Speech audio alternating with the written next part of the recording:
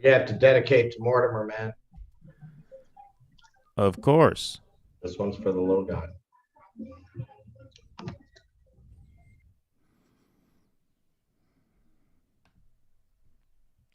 All right, everybody. Welcome to the Due Dissidence podcast here. My name is Keaton Weiss, and I am joined by Russell Dobular. He's just off camera for a brief moment here while we get started. Russell had a bit of a housing emergency this evening where he was locked out of his building through no fault of his own. He lives on the fifth floor walk up, and one of the tenants underneath where he lives was causing a problem.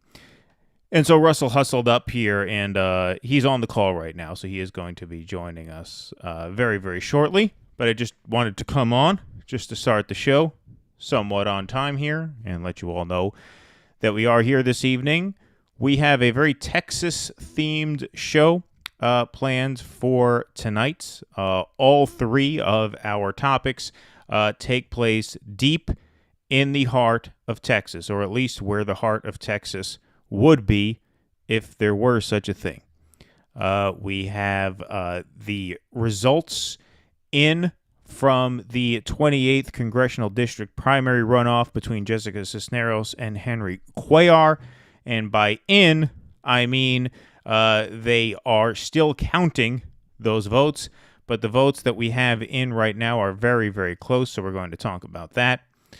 We are also going to talk about Ted Cruz fleeing an interview from a British reporter when confronted about the gun issue after a vigil for the victims of the Uvalde shooting. And then, of course, we just have some other elements of that shooting which have come to light since we did our last week's show. Now, last week we went on, I think it was Monday or Tuesday night, whatever the night of the shooting was. And we just had a few brief words to say. We recorded a very brief take, about 20 minutes, just on our immediate thoughts, immediately following the shooting itself.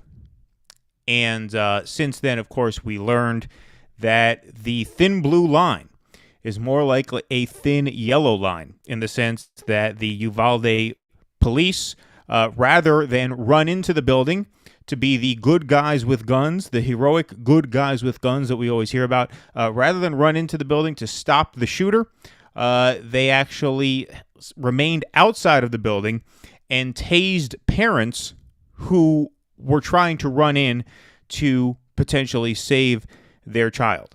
And we know that the cops were on the scene for at least 15 minutes, according to time-stamped videos. Probably longer. It's probably more like 30 to 45 minutes. But we know they were there for at least 15 minutes outside of that school before they rushed in and neutralized the shooter. And I can't help but think if only the shooter had been passing out fake $20 bills inside that school, maybe they would have run in. If only that shooter had been selling loose cigarettes in that school, perhaps they would have run in. If only there had been a black jogger just getting his workouts in that school, running up and down the hallway, maybe then the cops would have run in, guns blazing, and done something. But of course, there was an active shooter inside the building, and so they remained outside for at least 15 minutes, up to probably more like a half an hour, 45 minutes. And we know that some officers actually ran into the building to get their own children out. But they would not let parents do the same. They wanted parents to stay outside. So that's one of the angles that we're going to cover this from. And Russell, if you're there and you want to turn your mic on, I see you're on the call. You could turn on whenever you'd like. There you are. Now I hear your mic. You just turned your mic on, didn't you? I did. So that's basically our lineup for the evening. A very Texas-themed show. Another very dark show. I didn't want to have to do a dark show. We were a little bit pressed as to what our topics were going to be because this is just a relentlessly dark time And in addition to all this, we have to also give another bit of dark news that part of the Due Dissidents family was lost this past week. And so, Russell, do you want to tell us about that? Well, Mortimer, my pandemic companion and longtime little furry friend, passed away on Thursday from kidney failure. And he was actually very young for that. He was only 8. Probably because he disappeared in a snowstorm several years ago and starved for about 2 weeks, which can cause kidney damage for cats. But he was our mascot, and he will be dearly missed. He never really understood what I was doing when I was talking on the computer. So he would basically try to mimic human speech to get my attention. It was the only thing he could think to be part of the action. So whenever I'd be doing these podcasts, he would be on the side, basically making as close as he could to human noises. So he will be missed tonight. I will be missing his color commentary as we're doing the show. Yeah. He was 8 years old. If you're ready, when you're ready to turn your video on, you could turn your video on also. I don't know if you didn't realize that was off, or if you just didn't want to turn it on yet. Okay. Yeah, I lost a cat about 5 years ago. He was either 9 or 10. My wife actually had him when he was a stray. I didn't know him. My wife and I started dating when he was about 2 years old. But he was the most, what do they call it? They call it anthropomorphic, right? When an animal takes on like human qualities, appears to be a human being. He was the most anthropomorphic animal I've ever known. Him and my cousin's dog, who oddly enough, they had to put down this past week also. This week? Yeah, my cousin's dog, he was an old soul. He was a human soul. He was a human soul trapped in a dog's body. You could just tell by looking at his eyes. But Peanut, who was my wife's cat before we started dating, he was the same way. He was very, very human-like in the sense that, how like most animals are either friendly or unfriendly, right? Most animals either like people or they don't like people. If they like people, they pretty much like all people. If they don't like people, they pretty much don't like anybody. But certain animals, like this cat, like a human being, sort of picked and chose his friends, just like a human being picks and chooses their friends. And so it took him a while to warm up to me, but I felt like he was sort of like vetting me for my wife. Like he was sort of feeling me out to see if I was cool. And we got to be absolute best buds. And he died, like I said, either 9 or 10 of heart failure, sudden heart failure. He had a heart murmur his whole life, so we knew he kind of had a bit of a bad ticker. But yeah, it came on very suddenly, out of nowhere, and losing a pet is a traumatic thing for anybody. But, losing a pet suddenly is especially traumatic because it just comes out of nowhere. You're not prepared for it. Like most of the time when you lose a pet, you could tell, okay, the dog or the cat, they're getting old. They can't see too well anymore. They can't get around. You kind of prep yourself. Like, okay, that day is going to come sometime within the next 6 to 8 months or a year or two, whatever. When it comes out of nowhere like that, it's just absolutely devastating. And so, I feel for you, my friend, because I've been through that too. It was absolutely horrible when that happened. Absolutely horrible. And he was perfectly fine Tuesday morning. I had to euthanize him Thursday night. Yeah, it just comes out of nowhere. It just comes out of nowhere, and it's just a horrible thing. And, yeah, we will miss Mortimer. I'm going to miss Mortimer. I feel sadder about Mortimer passing than I do about the deceased soldiers who were supposed to be mourning this weekend. By the time this is published on the audio feed, it will be Memorial Day. And, look, Mortimer never signed up to go overseas and kill anybody, right? Mortimer never, volunteered to go to Iraq and, plunder an entire country for no fucking reason. These animals are just... He was far too cautious for that. Right. Exactly. And so, yeah, it's just, it's a really tough thing. Yeah, it was, it was a real shock, but in a way, like his biological age would be what, 56. Yeah. It makes me think of Spalding Gray in one of his monologues did a bit about how this age, which so it was weird because I kind of felt like me and Mortimer. It was the moment in Benjamin Button where Kate Blanchett and Brad Pitt were finally biologically the same age. Me and Mortimer were Oh, right. Yeah. kind of in the same zone. We were about the same age now. And Spalding Gray believed like there's a Bermuda Triangle of health around this age, like basically late 40s into mid 50s. If you're going to get some kind of our frequent contributor James Nagy often quotes this. If you're going to get some kind of weird cancer or something that takes you out, this is the zone. And if you make it through this, you'll probably live to a ripe old age. But if you're going to be taken out by something weird, this is the time when it strikes. It's usually not 60. It's not 61. It's like 53, 54. It's like there's this weird little zone you got to get through. If you get through that, you'll probably live to be an old codger. All right. Well, that's good to know. My sound is coming through on your end. It wasn't echoing before, but now it is. So if you put your headphones on as soon as you can. I'm setting everything up now. Okay, cool.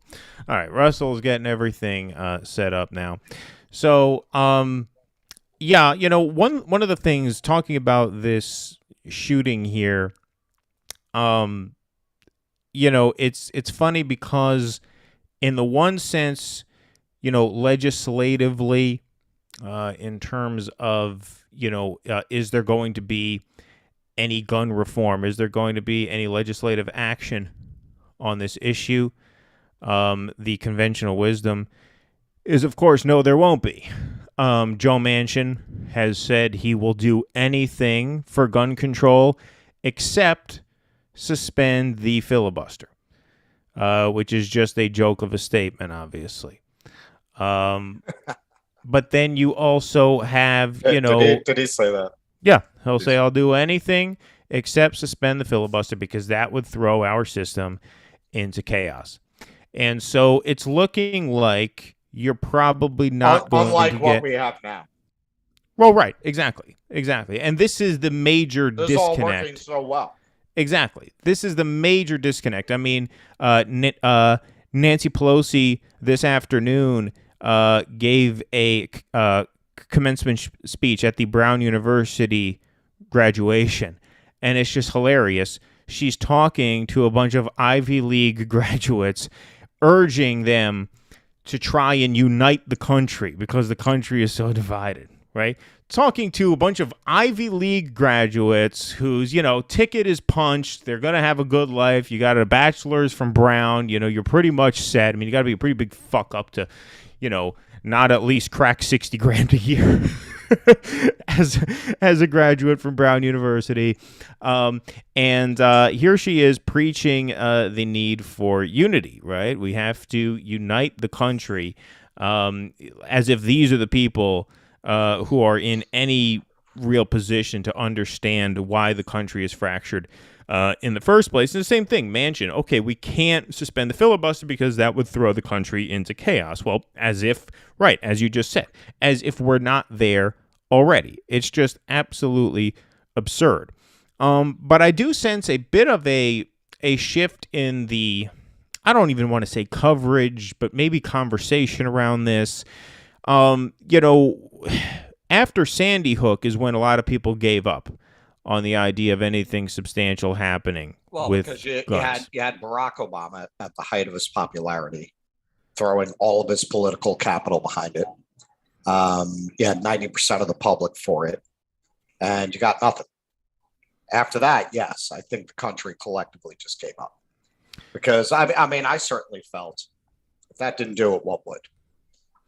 Sure, absolutely. But as you mentioned, that took place in December of 2012, 1 month, really about almost 6 weeks to the day after Barack Obama, an incumbent president, won a landslide victory for a second term. Right there, just that alone tells you that the country was in a much, much, much different place when Sandy Hook happened than it is now. When Sandy Hook happened, it was conceivable for large swaths of the public to legitimately be very confused about why does this keep happening, right? Because at the time, yes, you had some sort of cultural cohesion. It had been frayed after 2008 and the aftermath of that and the Obama response to that and things like that. But you had an incumbent president reelected by a large margin. And so you had a country that was more or less content with the direction it was heading in at that time.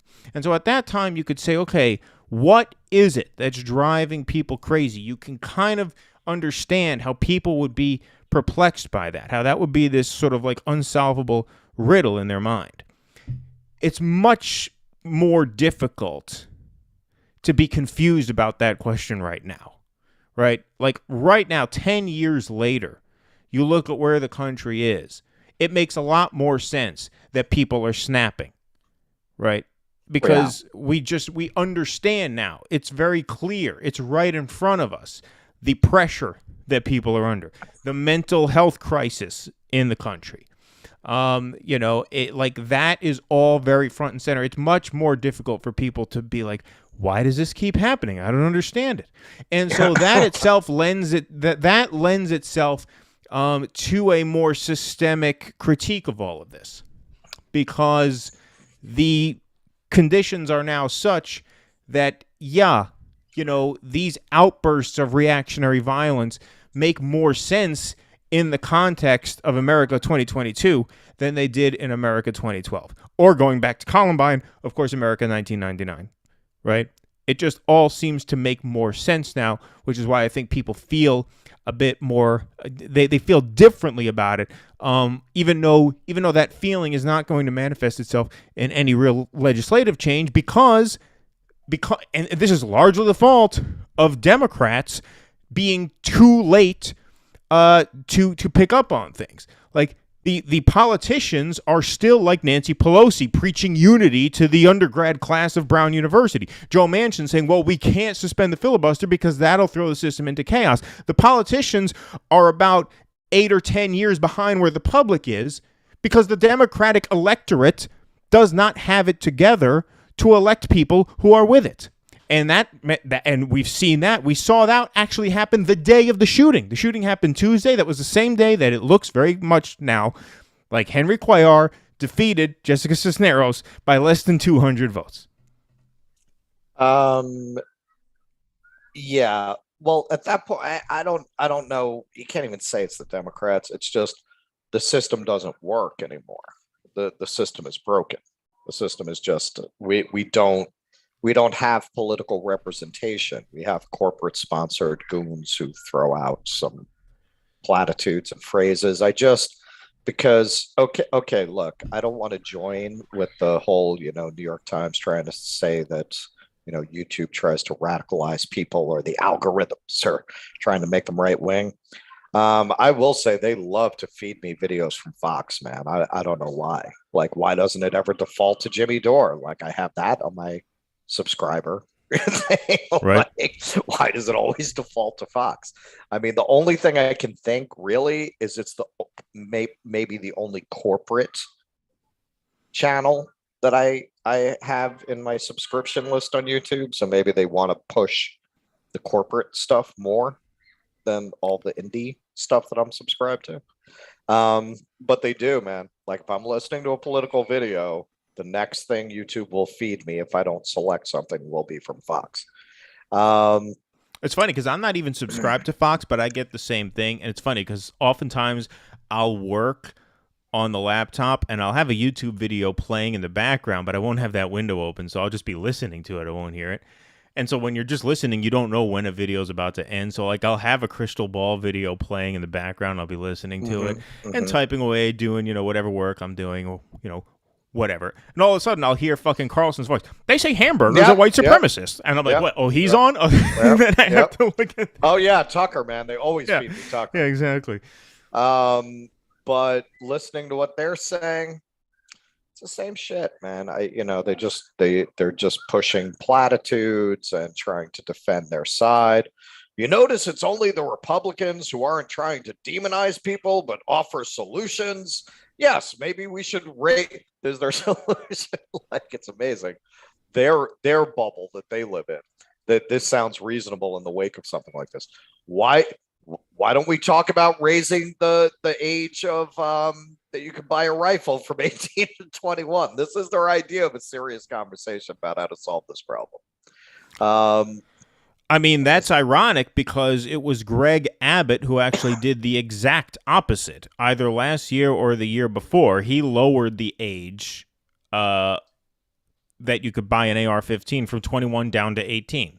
That is what enabled this kid at 18 years old to buy 2 military-style weapons, is the fact that that age was actually dropped down. So the fact that they're even talking about guns at all is a signal, because usually that doesn't even enter into the conversation, and it's so delusional to the point where, like, look, we had a great article submission by Durga. I won't say her last name because she wants to keep herself somewhat employable, so she doesn't want to use her full name. She sent us an article. We put that out on our Substack. And she wrote a whole piece about how it's unserious to think that this conversation begins and ends with the issue of guns and gun control. And I think she's right about that. I mean, Columbine happened in 1999. That is when the assault weapons ban was in place, right? And so, of course, yes, gun control will not eliminate this problem. I think it's unserious to say that that is the end-all, be-all. However, I think it's equally unserious to ignore that issue when it comes to this. Like, it's equally unserious to just ignore the fact that the country with more guns than people in it is the only country in the world where these mass shootings happen. I think both of those things are true. No, the conversation does not begin and end with gun control, but the conversation obviously must include gun control if you're serious about doing this, if you're serious about curbing gun violence. I think that's extraordinarily obvious. Is mental health... Go ahead. Yes, however, this was something Michael Moore pointed out in his gun movie. At least at that time, the Canadians, I think, had more guns per capita than we did. At the time, that was true, but that was 20 years ago. Yes, that's probably not true now, but they, as far as I know, they didn't do what Australia did, so they must have a lot of guns now.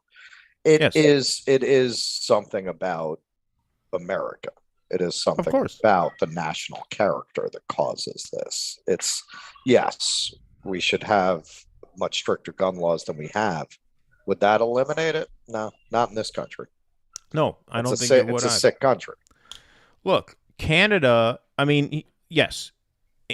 Here's the thing about Canada. At the time Michael Moore made that movie, and that's one of the reasons why I think that movie, Bowling for Columbine, is such a fantastic movie, because it transcends what you think it's going to be about. You think it's going to be a movie about guns and advocating for less guns, and it's really not. It's really a movie about violence and the unique phenomenon of American violence. And that's what made that movie so powerful. But I would also just have to add to this, yes, Canada, at the time at least, had more guns per capita than we did. I'm not sure. I don't live there. But from everything I can tell, Canada may have owned more guns than we did, but they did not fetishize guns the way we do. Right. You know, nobody does like us. Right. Nobody just gets hard for their guns the way we do here. And that has a lot to do with, I mean, look, I'm sorry. I made the little, half joke about, Mortimer passing and me being more sad about that than I am about the dead soldiers who were supposed to be mourning this weekend. Look, the fact that you have Memorial Day, Veterans Day, July 4th. Our Star Spangled Banner is a war anthem. It's just it's an extremely warlike country. The country is obsessed with war. It's obsessed with violence. It's obsessed with the romanticization of killing and conquest and empire. And of course, that has something to do with reactionary violence here at home. I mean, there's no question about that. Russell's internet seems like just cut out there for a second. But yeah, I mean, look, I think that that's absolutely true. And so, you could talk about the gun issue. Should we have as many guns in circulation as we do? No, I don't think we should. I think you should have to treat a gun more or less like a car, like an automobile. When you buy a car, to drive a car, you have to pass a written exam, you have to pass a practical exam, then you have to register the car and insure the car. I don't know if mandatory gun insurance is my thing, because I don't know if I would involve insurance companies in anything that you don't absolutely have to. But I think registration should absolutely be on the table. 100%. Because these guns get into the quote-unquote wrong hands, right? We talk about, how did this gun... this kid's father had a gun, or this kid's uncle had a gun, or this kid's friend had a gun. And he went and he got the gun from his friend or his cousin or, whoever. He goes, he gets that gun, he goes to a school, he shoots up the school. And so, how did that happen? Right? I don't know. It was my gun and it got into the wrong hands, right? Well, if you have to register that firearm, right? If there is a document that you receive, he's back. I'm talking about gun registration. Yeah, right? we had a Wi-Fi tragedy. That's okay. Gods are against us this evening. That seems to happen more in the summer. I don't know. Because that hasn't happened in a really long time. Yeah, I know. We haven't had that problem ever. No. If it happens again, I'll text you the link. You can join on your phone on the data. Okay. But anyway, I was talking about the issue of gun registration as a possibility, right? Because, I had the gun and then my cousin took it from me and then he went and he shot something. That happens a lot of times where the person who buys the gun is not the person who ends up shooting up the school with the gun. Somebody else gets their hand on some fucking asshole's gun. If you have to register that gun to your name, and therefore you are liable for what happens with that gun. You are responsible for that weapon. Just like when you register a car to me, I'm responsible for what happens with that car. If I lend the car out to my brother to borrow it to go do something, and he gets wasted, right, and he T-bones a fucking, truck going through a red light, I'm not criminally liable for that. But I'm civilly and financially liable for that because it's my car. That's my responsibility.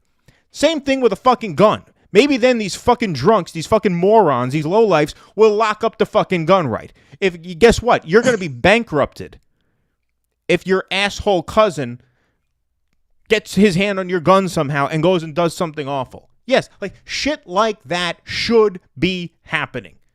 Absolutely. These are common sense things. Does not mean disarming the entire public. I know a lot of, populist left people are not for that. I'm not for that either. But these are simple things that would drastically reduce the gallons of blood spilled in this country all the time. This is too big a price to be paying for whatever liberty you think you are protecting here. And even that's an open question. How much freer you are because of all these guns in circulation. As we can see, most of the right-wingers who own these guns defend the cops when they kill unarmed people. These are not the people who are going to rise up against a fascistic government. These are the fascists. These are the bootlickers. So what the fuck you have the gun for? What a gun owner is going to protect us from a tyrannical government. Meanwhile, these are the same people who think George Floyd should have cooperated more with Derek Chauvin. And that's why he's dead, because he didn't follow, right? I mean, it just doesn't make sense. It doesn't make sense. I think it's bullshit, to be honest. I think these people are mostly full of shit. And that's why I think you need much, much stricter gun rules. But yes, obviously, we are a warlike people. We are a country that fetishizes violence, that celebrates violence. How many holidays do we have that just romanticize warfare and conquest and empire? Well, that's what is the frontier? You know, we're a frontier people. You watch the old Western movies, right? The old Western movies, when, you know, the man is outside working the fields and, you know, his wife is milking the cow, and a stranger pulls up in a horse and carriage. Does that guy walk up to him and say, "Oh, hey, neighbor, how are you?" No. What, do you get the close-up and say, "Who's that?" Hand on the gun, right? You're ready to fucking blow a guy's head off. When your neighbor, when you get a knock on the door, right? Anybody who's watching this, listening to this, when you hear a knock on the door, what do you think? Do you think, "Oh, this is nice. I'm being engaged by a friendly neighbor.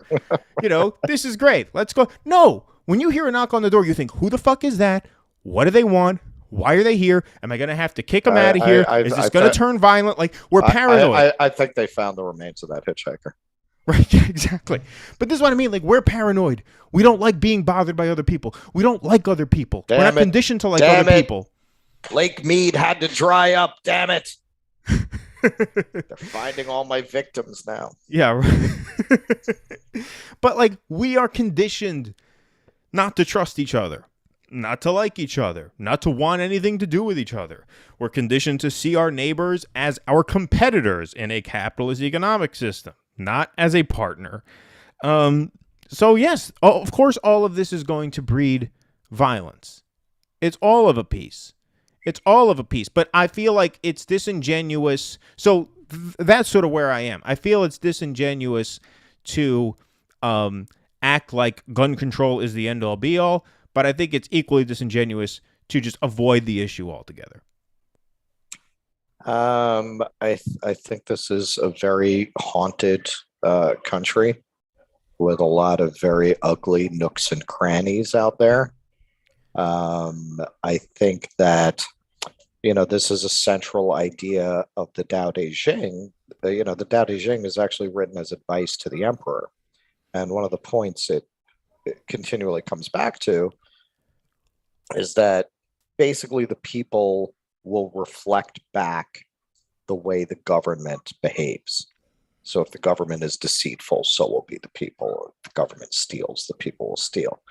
Well, if the government is constantly murdering people, if the government is constantly on this war footing, if the government is constantly glorifying war, yeah, you know, what do you expect? The population is going to reflect that back.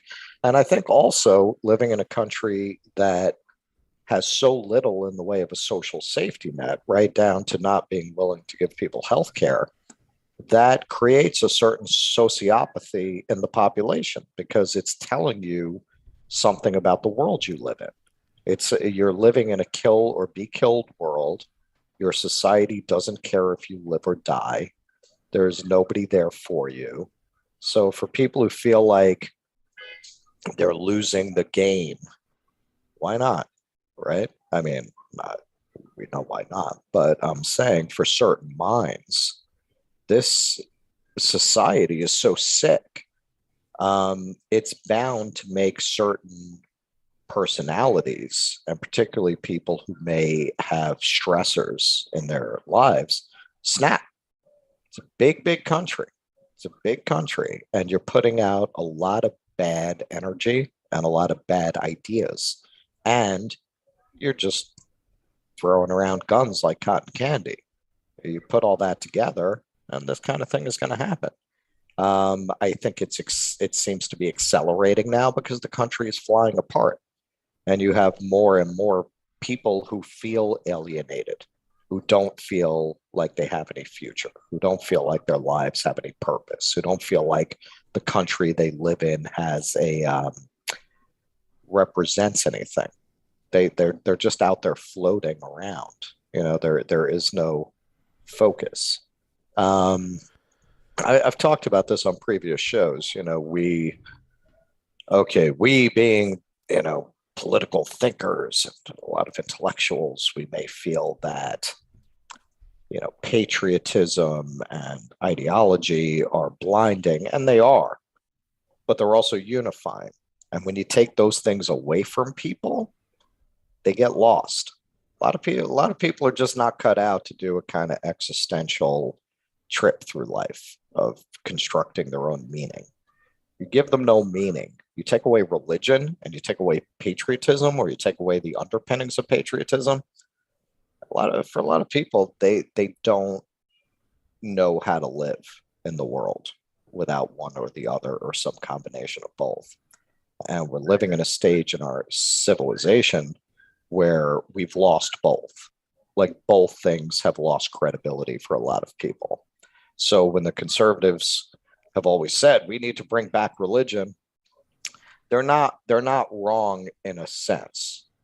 In a psychological sense, they're not wrong. I'm not one who would believe in the religion personally, the religious dimension of it. But yes, psychologically, that does create a certain unity and focus of purpose and meaning for people, that when you take it away, a lot of people cannot live without those things. I would say collectively, people cannot live without those things. It's funny because the morning after the shooting, Michael Moore put out a podcast, and I just assumed it was going to be about the shooting because this is obviously a major issue for him. His big breakout movie had to do with this issue. But I guess he recorded it before the shooting took place, and so one of the main topics of his podcast had to do with the Southern Baptists now having to admit that their pastors had been, fucking children, just like the Catholics. Now, first of all, it kind of surprised me. Okay, the Catholics I could kind of understand because those priests are like, they take a vow of celibacy. Yeah, Baptists are allowed to fuck. I mean, why are they so fucking pent up that they have to fuck children? Why can't a Baptist can marry, a Baptist can date, a Baptist can do whatever they want, So, but that, I mean, talk about, like you said. What is it about Christianity specifically in its iconography that attracts fetishists? I mean, I think it's all that whipping and scourging of Jesus. Yeah, maybe having this bloody naked guy on a cross being tortured by Romans. I mean, it's going to attract a certain kind of a mind. I think it was Larry David on one of the very early Curb Your Enthusiasm episodes. He's like, to worship a man is a little gay. Like to worship a naked man on a cross. Yeah, I mean, I can't say he's wrong. I mean, certainly the evidence does not contradict his theory. Well, I tell people once in a while, man, I have to have the right kind of clients to talk about this. But yeah, I'd say so. But, we go, well, not that. But, sometimes we'll go to the Church of Most Precious Blood, the Shrine of San Gennaro in Little Italy. Mm-hmm. And, I very rarely will get into this. I have to have exactly the right kind of customers. But, for Jews, like when you're a child and you're first exposed to it, all that Christian iconography is creepy as fuck if you're not used to it. If you, like, the first time you're exposed to it, of course, this bloody guy with the crown of thorns on a cross, and there's so much blood and like the whole name of that, the Church of Most Precious Blood. Like, you just don't have anything like that in, I don't think, anybody else's tradition, really. I can't think of like none of the other major world religions are that obsessed with scourging and blood and violence and rectitude through the fleshly suffering. Well, it's funny you mentioned the Church of the Most Precious Blood because I used to work for a tour company where we actually started a tour there. That was the meeting point. The meeting point was outside that church. Yeah. And so, like, every once in a while, I'd get a phone call from a customer. So where's the meeting point? We say, okay, so it's right outside the Church of the Most Precious Blood. And I got a handful of people be like, I'm sorry, what was that? What was that? They're trying to write it down. They're like, what church are we meeting out of? Is this a safe activity to do? But yeah, no, it's weird. But anyway, the reason I made that point about the Baptists is like, yeah, that's just another institutional failing. It's another, would-be engine of cultural cohesion that's just completely broken down. And I Right. think that Right. decay is more obvious now than it was 10 years ago, or 20 years ago. It just, that's more obvious now, where I think people are perhaps starting to think about this in a more systemic way. But the reason why I say, Well, I blame. the medieval Catholics had it right, kind of. The Protestants were the Puritans. We've inverted everything because the history is written by the victors. The Protestants have written the history, made it look like the Catholics were the really repressed ones. Not really. I mean, the Catholics were kind of, they gave you this unifying philosophy, which they knew nobody could live up to. So they gave you the loophole of everyone is a sinner, and Right. they gave you the psychologically brilliant, pre-psychoanalysis purging opportunity of confession.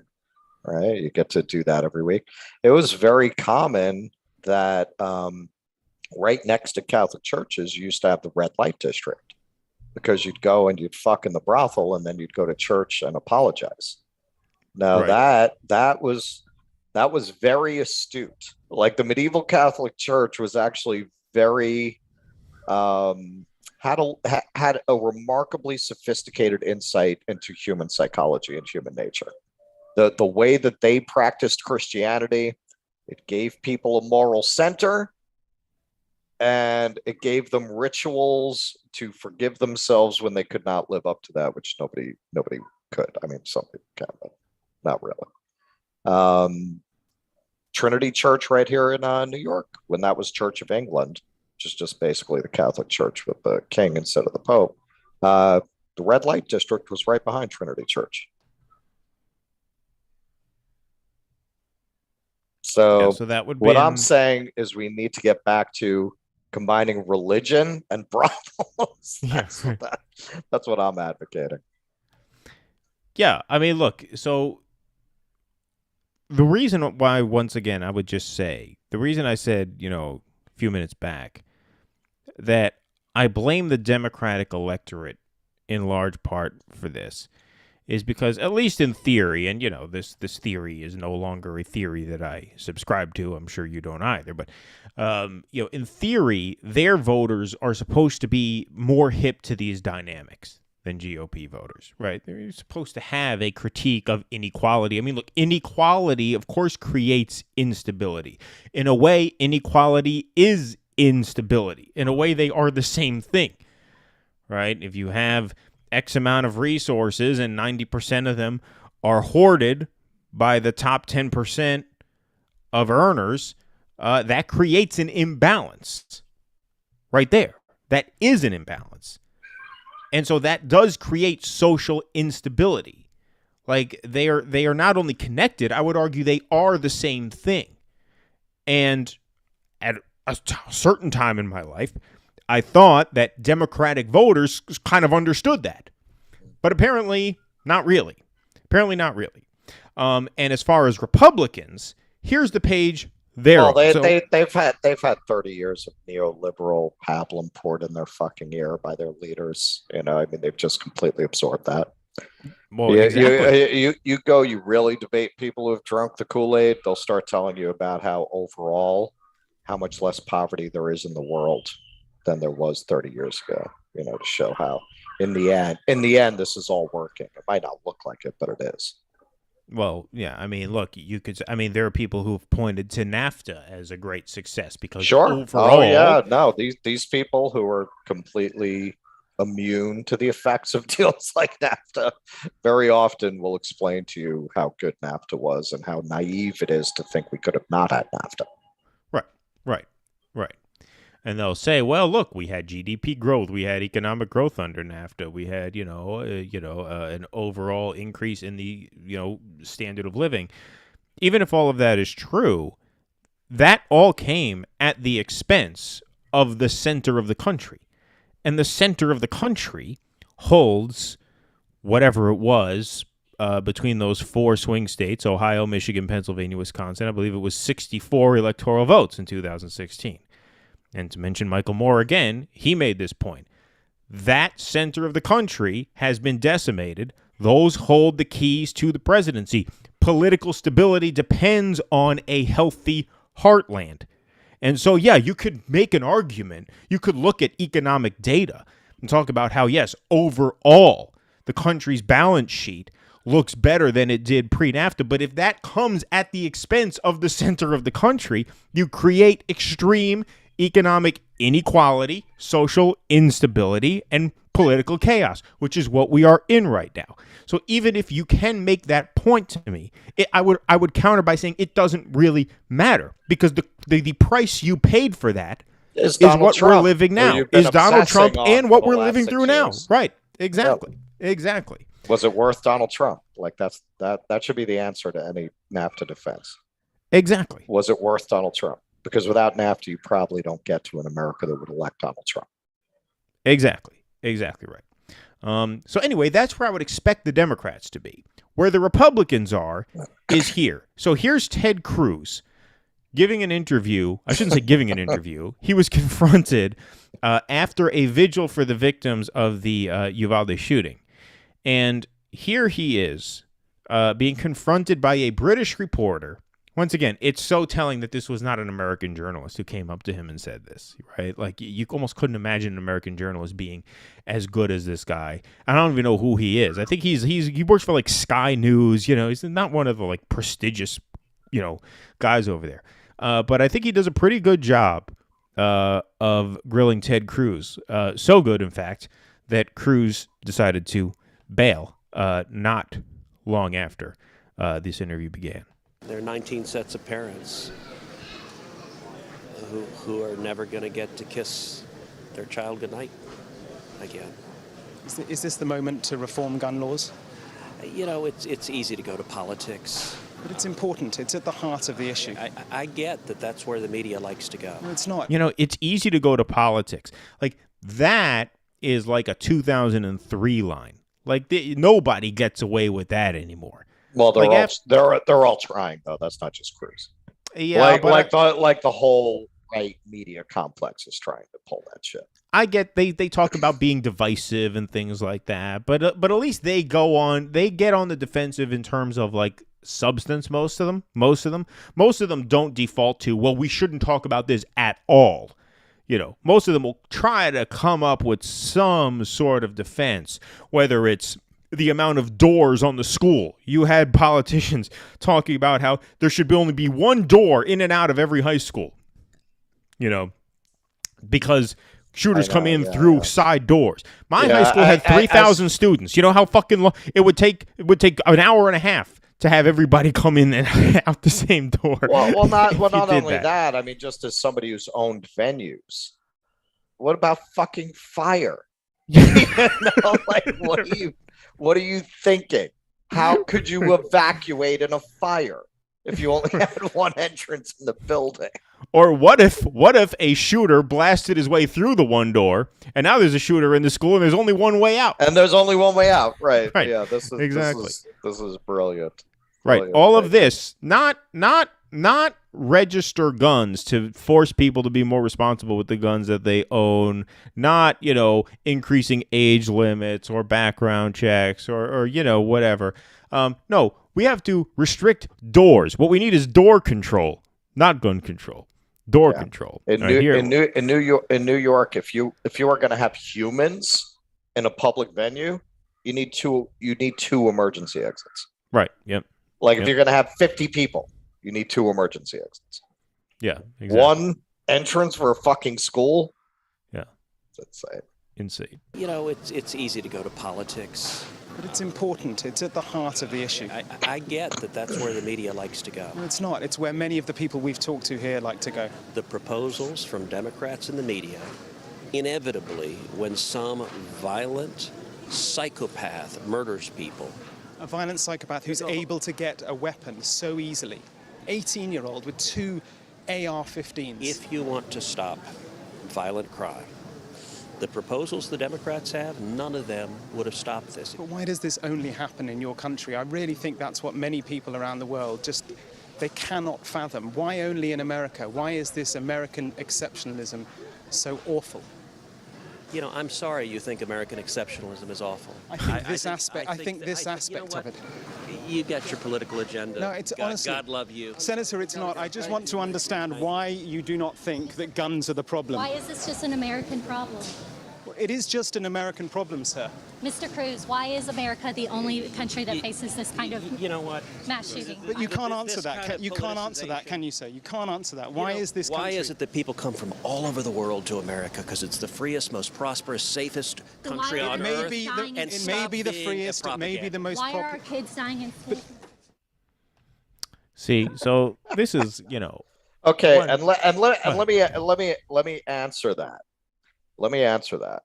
Because countries that actually take care of their citizens are much more restrictive with their immigration policies, because when you go to their country, you actually get taken care of.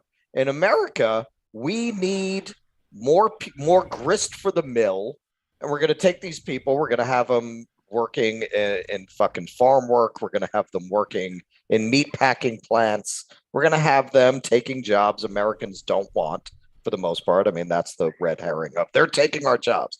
They're taking jobs Americans don't want. Brings down the price of fruits and vegetables, brings down the price. In the end, we want these immigrants here because we're getting a lot more out of them than we're ever going to give them. We don't have free universities. We don't have free healthcare. You're France. You have the French social system. You're going to look askance at mass immigration to your country. Why shouldn't we take them? More grist for the mill.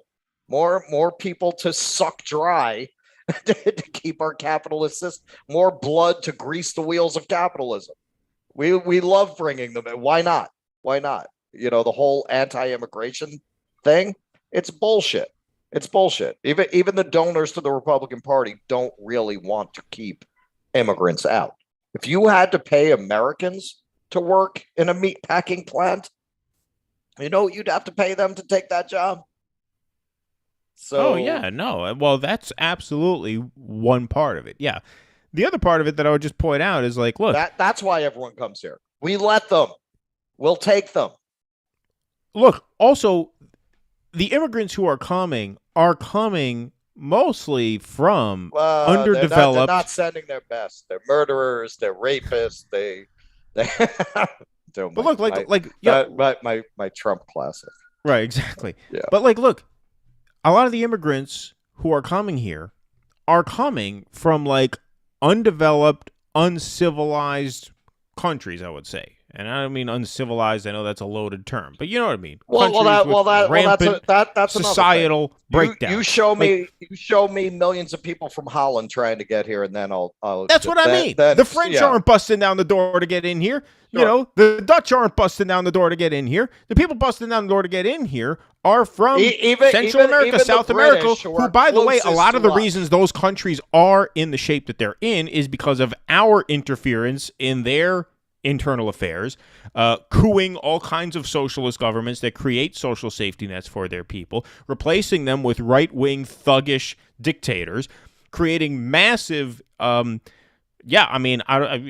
uncivilized was not a very woke word. I will take that back. But creating very, very unstable civilizations there. I'll say it like that.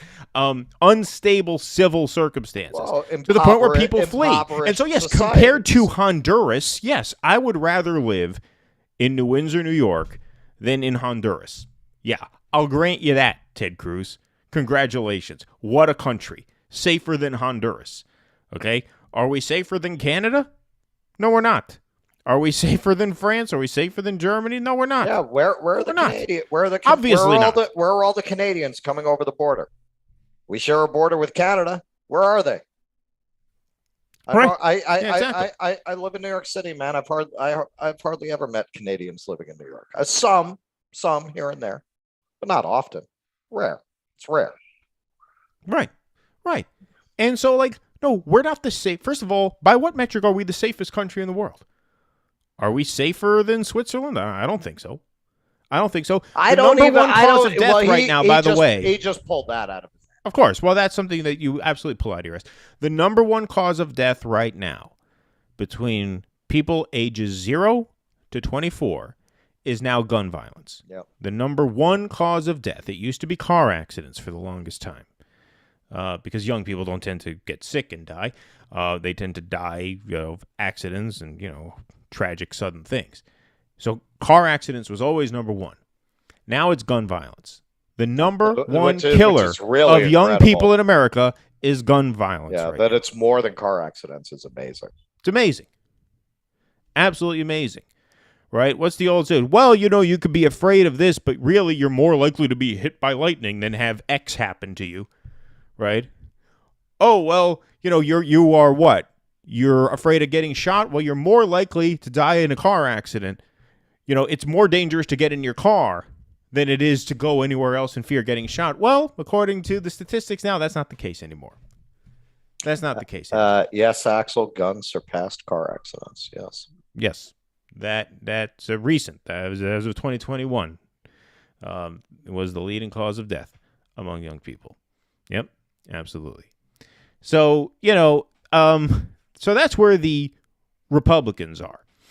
And, for people who say we don't trash Republicans enough, we don't attack Republicans enough, as you can see, I'm perfectly willing to do that. Sure. Part of the reason we don't attack Republicans enough for you guys is because you don't allow us to. You don't give us the ball. We were ready to attack Donald Trump in 2016. You had to give us the ball. You had to let us do it. We were ready to attack him again in 2020. Didn't give us the ball, right? That's like telling an American League team, hey, why don't you ever attack the National League? Well, you never let us make it to the World Series. We never get to play the National League because we can't get past you fuckers. And that segues into our final segment of the evening, the Henry Cuellar Jessica Cisneros race, which now sits at an extraordinarily close margin. It has still not been called yet, but it will be called sooner or later. It will be called for Henry Cuellar. Just extraordinary. So this guy has an A rating from the NRA. The election took place the day of the Uvalde shooting. Not in his district, but it's a neighboring district. Cuellar's South Texas, so is Uvalde. You had two issues blow up in this guy's face right before the voting and one the day that the vote took place. You had the overturning of Roe v. Wade happen, or at least the, leak that it was imminent. Cuellar is an anti-choice Democrat. And then the day of the vote, you have a mass shooting in Texas. Cuellar has an A rating from the NRA. So you have an anti-choice, pro-gun Democrat who is now going to beat back a primary challenge from Cisneros. The count as it now stands is Cuellar 22,692, Cisneros 22,517. So you're looking at a difference there. If my math is correct, I believe it's 175 votes between them. Extraordinarily close. Extraordinarily close. And, of course, you add to that the fact that Nancy Pelosi endorsed Cuellar, did not revoke that endorsement post Roe versus Wade leak. You had James Clyburn go down to Texas and rally with him the day after that SCOTUS opinion leaked. You had Democratic leadership pull out all the stops for this guy. Fundraising, robocalls, get out the vote operations, everything. And now he's going to win by a couple of hundred votes out of 45,000, which means absent that intervention by Democratic Party leadership, Cisneros would have won. And this is what I mean when I say that, I can't help but put a lot of the blame on the party that's supposed to know better. And they don't. They don't. These are not issues that the left is passionate about uniquely. These are not, he's anti-Medicare for all. Well, so are most Democrats, all right? What are you going to do, right? He's anti-Green New Deal, whatever. This is guns and abortion. These are the bluest, no matter whoest of issues that you're supposed to be right on. It's not a question of the district is reddish. No, the district is rated strong Democrat in 2 out of the 3 top rankers and safe Democrat in the 3rd. It's a safe district. It is a perfectly safe district. So Democrat wins by 20 no points. Electoral logic to backing this guy. Look, at that point, just this alone, just the fact that you would have Pelosi continue to endorse him, and you would have Clyburn, what a piece of fucking garbage that man is, go down there to campaign for him 2 days after Roe leaks. I said I was going to donate to whatever Republican was running against Maloney. Yeah, I'm going to donate to whatever Republican is running against Cuellar. I've never donated to Republicans on general principles. I'm going to donate to the Republicans running against them. He's taking that out of his own money. That's not coming from the Patreon. No. It's not coming from Dudism. On general principles, I want to help to defeat them. Now Cuellar probably can't, but Maloney might. Maloney, I think you'll. I have a feeling that race is going to be very close. And what the fuck do we need to keep these Democrats in office for? For what? For what? So they can play games with us? So they can talk these platitudes while when the rubber meets the road. How much more could the rubber meet the road than they're about to overturn Roe v. Wade? If you're going to go and campaign for an anti-choice Democrat in the wake of that, what are you there for? What are you there for? Why should people support this party? Yeah, and I just want to drive home this point, not that we really have to, but, just to be safe here, to make sure we have this covered. What you said before really needs to be repeated. It's not like Cuellar wins because he's a centrist Democrat. The Democrats win that district by about 20 points. There's no electability concern there. It's not like, well, we'd like to vote for the progressive, but only a centrist can win here. No. Democrat wins there by 20 points. It's a safe blue district. Jessica Cisneros, if she won the primary, she would be more or less the, presumed Congresswoman elect, right? Something like that. She'd be the prohibitive favorite to win.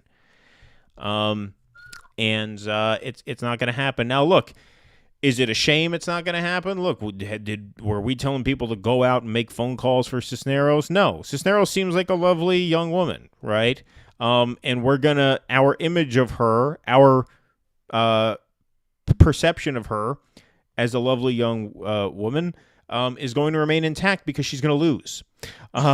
If she won, by this time next year, we'd be lumping her in with the fraud squad, right? She'd just be another disappointment, right? And this is another point that I want to make. Like, the point is not that AOC, Rashida Tlaib, Ilhan Omar, the point is not that they're bad people. It's that it's a bad party. It's that they're indebted to a bad party. Right? If AOC had lost, we'd still love AOC because she would have never gotten the chance to let us down. Not because she's a bad person. She didn't let us down because she's a bad person. She let us down because she is joined at the hip to just an insidious organization.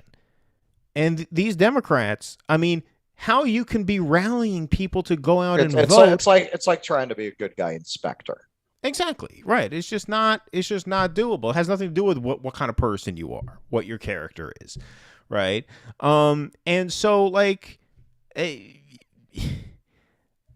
look, how can you be rallying people? How can you be rallying people to go out and vote for Democrats if you are rallying for an anti-choice, pro-gun Democrat in a safe blue district? How? AOC put out a quote, which credit where credit's due. She's right. She says, this is basically an incumbent protection racket, which is what it is. This is a gig to these people. Nancy Pelosi had nothing. Nancy Pelosi was pressured as to, hey, how could you back Henry Cuellar over Cisneros given his, anti-choice record? She says, well, yeah, he is anti-choice, but we didn't need his vote to codify Roe anyway, and so I'm for Cuellar. That's it. She had no answer. No answer. Yeah, he sucks, but we have enough yay votes where he's not going to kill us, so who cares? Who cares? I don't see how that's convincing to even the most inexperienced political absorber of news. Like, I don't even see how anyone buys that. But if you have any experience, watching these people, reading somewhat between the lines of what they say, What she says there is, hey, look, he has his gig. We're going to protect his gig because we expect that he will protect our gig when we need him. Right. We're going to protect each other because we're getting paid 170 grand a year and we have a good pension and we have a good thing going here. And so we are not going to cross our incumbents because we expect that our incumbents will have our back if we ever need them. That's what made Maloney's move so stunning. That's why we spent 45 minutes last week saying, how could you do this? Because he broke that rule. He broke that rule of fucking with the incumbents, which is the one thing you never do. That's like mob rules. You don't do that. Well, if it had been a centrist incumbent in that district, he probably wouldn't have. You know, the party leadership doesn't give a fuck about the Bowmans and the Joneses. Fuck those guys. Fuck them. Right. They don't give it. Good. One less person who wants Medicare for all. Right. Exactly. Well, and that's that's another thing. I mean, look, I would like to make. Go ahead. Sorry. If Cisneros had a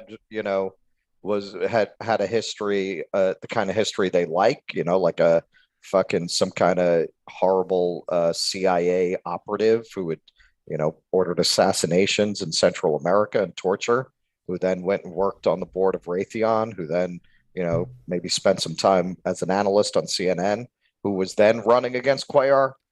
Maybe she would have gotten the back end. But the last thing they want is another. That's what we need to do. That's what we've been doing wrong.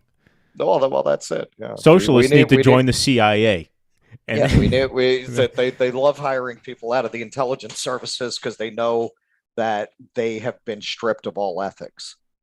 Right, exactly. They've been pre. Right, they can assume you went through the training program. Their soul has been sucked out of them already. Exactly. You're not going to have to do it in Washington. Presumptive, Brandon. Thank you for that. Presumptive. What did I say? Assumed or something? Yes, she would be the presumptive winner of that race. General Savage has an interesting question for us. He says, "Who are you people?" What do you mean, comrade? We are normal American podcast hosts. No, he's actually seems like he may be a bit of a right-wing guy. He says the gun control argument is a red herring. My right to protect myself as an American citizen. I need to have a. All right, I don't know what. I don't know what you're talking about. I think you're a little bit behind us on the stream because YouTube allows people to rewind the stream. So I think you're responding to us about 20 minutes back. That's okay. We are going to probably go back to 7 p.m. We tried the 8 p.m. since we thought maybe it would be good over the summertime.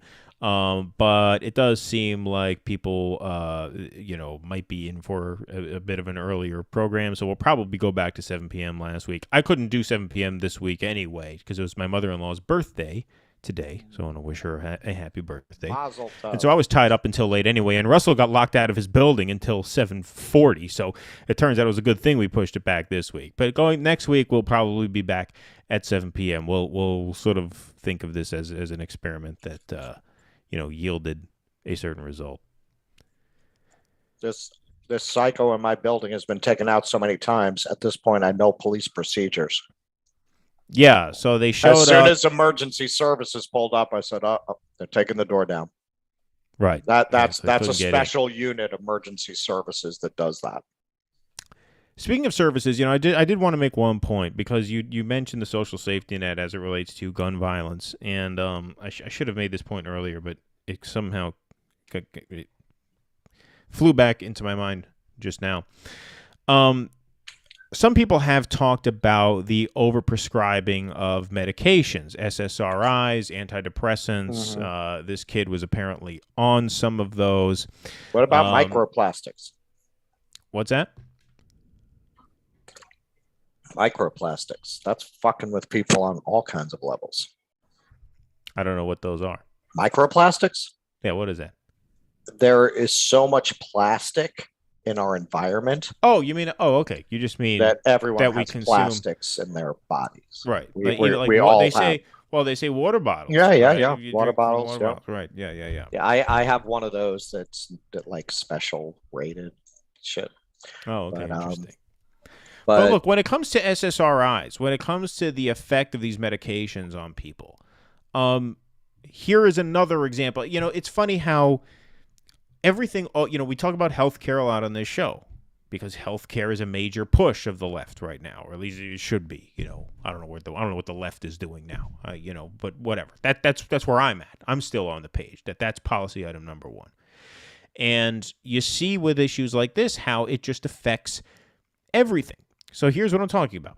So they say, okay, well, you're overprescribing SSRIs, antidepressants. Sometimes they have these side effects where they make people more suicidal. Sometimes they have effects where they numb people, right, where they say they don't feel anything when they're on them. I've never taken them before, but I know some people who have, and they've said that it makes you kind of feel nothing, right? You don't have that depression, but you don't really feel anything. You're just kind of in a daze, and when you don't feel anything, you also don't feel chemical lobotomy. Right, exactly. You also don't feel empathy for people, right. And so you don't reckon with the consequences of what you're doing, and so maybe that leads people to violence. Now, look, I'm not a doctor, I'm not a pharmacist. If you're prescribed these, your doctor thinks they're good for you, take them. I'm not offering any sort of medical advice, but I do think it's very important for people who argue that these drugs are being overprescribed, and perhaps they're right. Again, I'm not qualified to say whether they're right or wrong, but assuming they're right, one of the reasons why these drugs are prescribed so much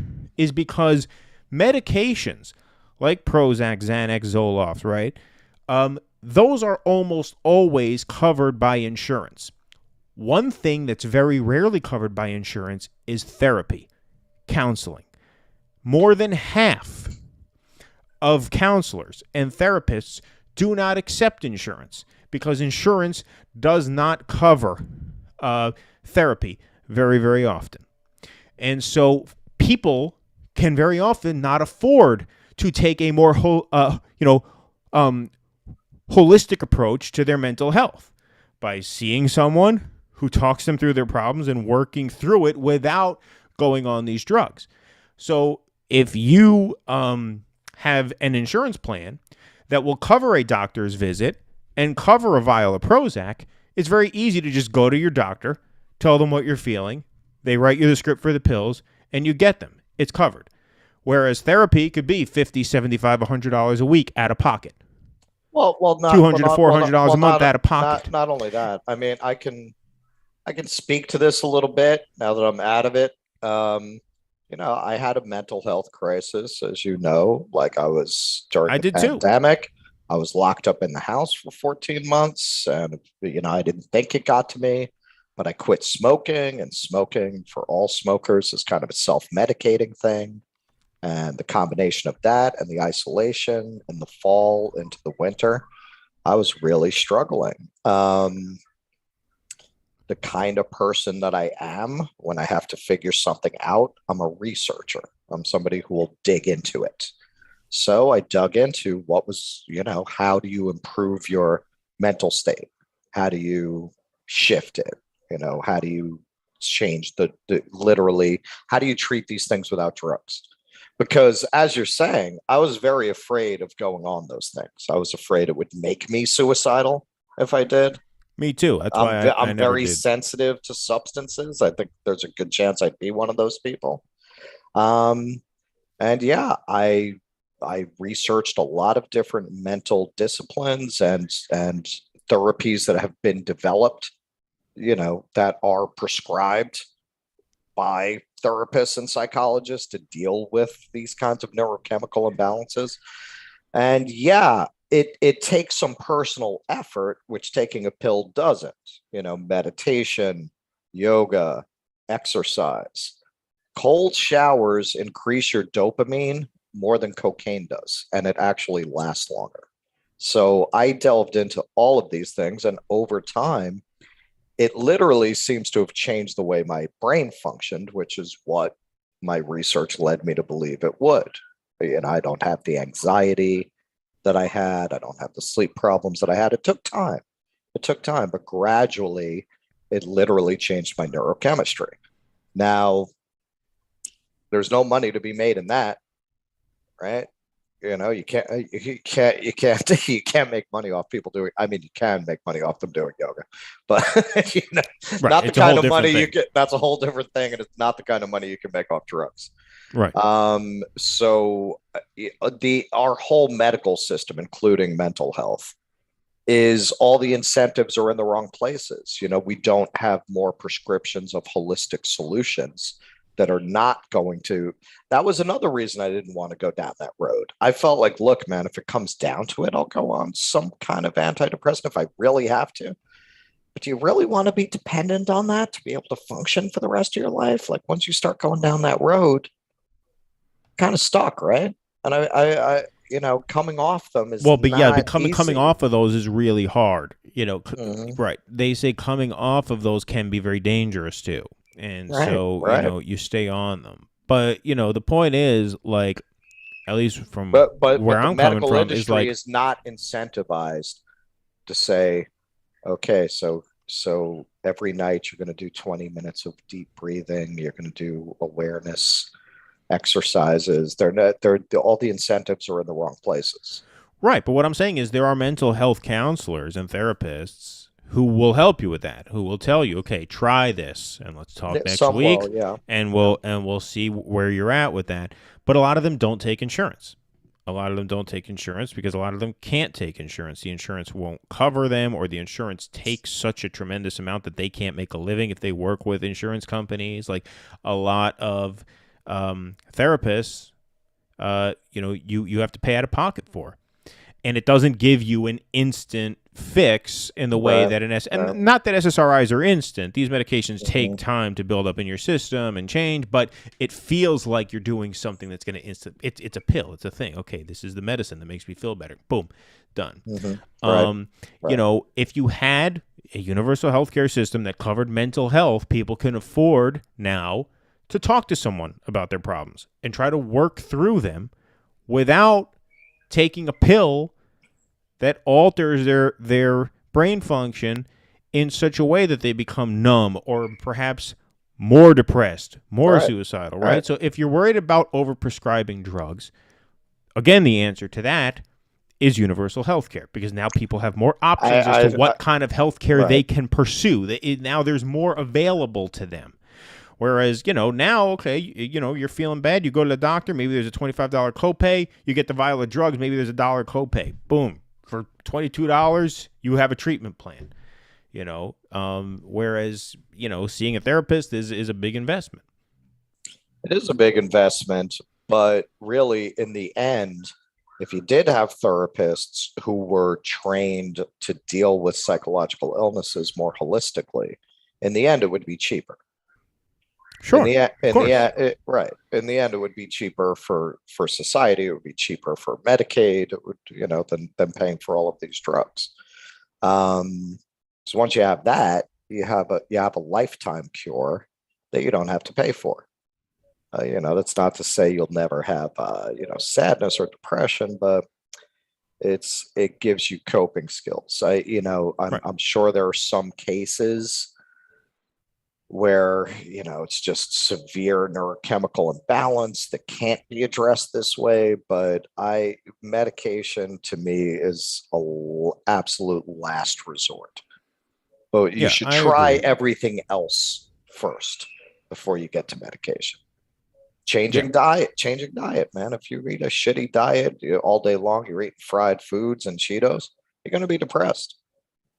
Literally, you'll be depressed. Oh yeah, no, I buy that 100%. Meditation with a T, not medication. Meditation, extraordinary. I do it every single night, every night. I haven't done it in a while. I started where I was doing it like every day for a few months straight, getting really good at it. And the thing about meditation, for a cynical bastard like me, is you think, how can this possibly work? And that's the biggest roadblock. The biggest thing to overcome, if you ever want to get into that, is your cynicism about it.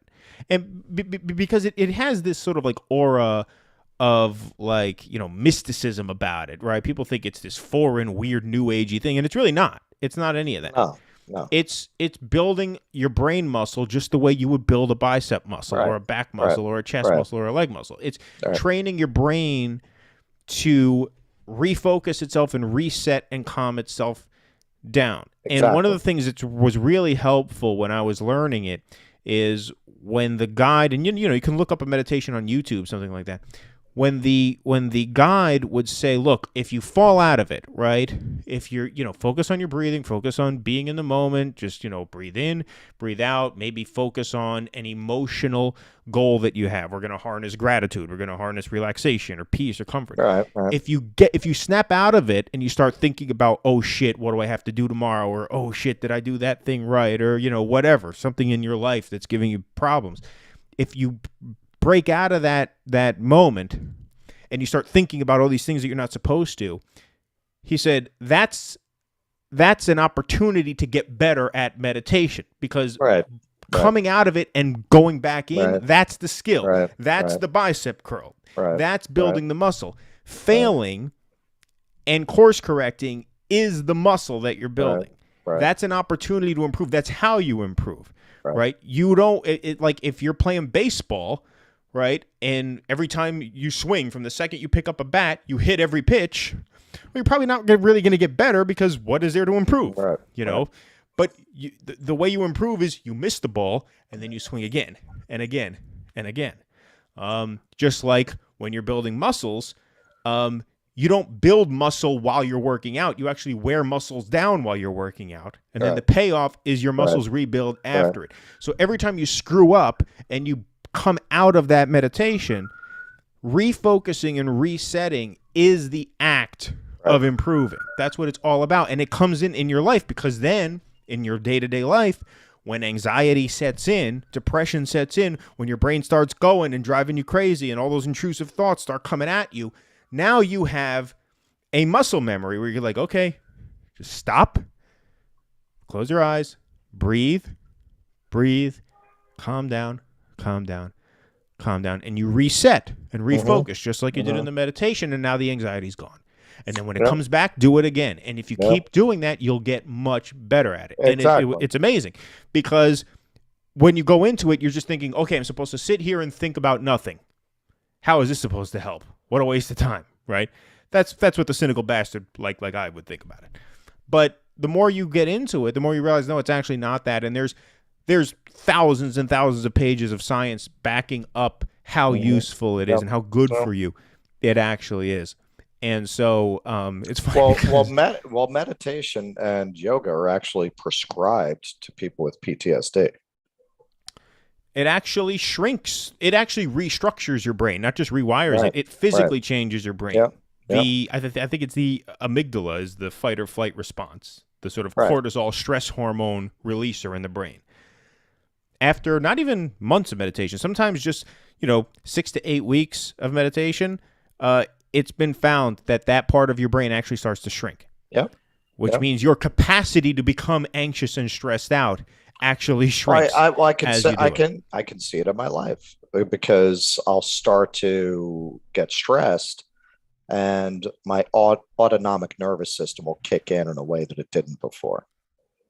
I'll automatically start to breathe and calm the body down in a way that in the past that wouldn't have happened. The stress would have built. I would have developed more anxiety. Right, because once those stress hormones, those fight or flight hormones, once they start getting pumped out, it's very difficult to close that dam. It's very difficult to close the door to stop. Well, you gotta, but it's a lot easier if you develop skills that allow you to stop it before it becomes a raging fire. While it's still just a spark, you're able to smother it. But those are skills that need to be practiced. I will say this, because of the whole way that our culture is oriented, something that takes effort is a hard sell. Right? Like, these things take effort, man. It takes time. It takes time and focus. I mean, that's where a good therapist could keep a person on track if they were encouraging that. But as you say, time, and people, I was able to do it back when my kids were falling asleep at 7 o'clock at night. Now my kids don't fall asleep till 8 o'clock at night. There goes my window. Now it's hard to find time to do it. So time is time, man. I get it. there are only so many hours in the day. It's fucking hard. You got to work, you got to cook, you got to take care of this and that, and and so yeah. But if you could find, even 10 minutes, you don't need a long time. Even 5 minutes. There's something. I mean, my morning dopamine boost cocktail routine is like an hour, and I do not always have time to do all of that. Sometimes I got to cut some of it because it's just an hour, man. It's a lot. Right, it's a lot of time to get your head on straight. But well, I can't say a year ago now because I made it past a year of not smoking recently. That's right. But say 14 months ago, my morning started with chain smoking 3 or 4 cigarettes and drinking a cup of coffee. So I found the time to do that. Right. Exactly. And that's a dopamine hit right there. Well, that's it. That's what I figured out, that I had to find natural, healthy ways to give my brain a dopamine hit in the morning. But these things take effort. Look, smoking a cigarette, that doesn't take discipline. That's the opposite. To take a cold shower every fucking morning, that takes discipline. Exactly. That takes discipline and focus. And yeah, I think as a culture, we don't encourage people to work hard for things in that way. We encourage easy solutions and instant gratifications in these areas. And I'm sorry, this is another function of capitalism that Durga touched upon in her article. I don't know if she touched upon this, but in this issue in particular, I don't remember her touching exactly this issue.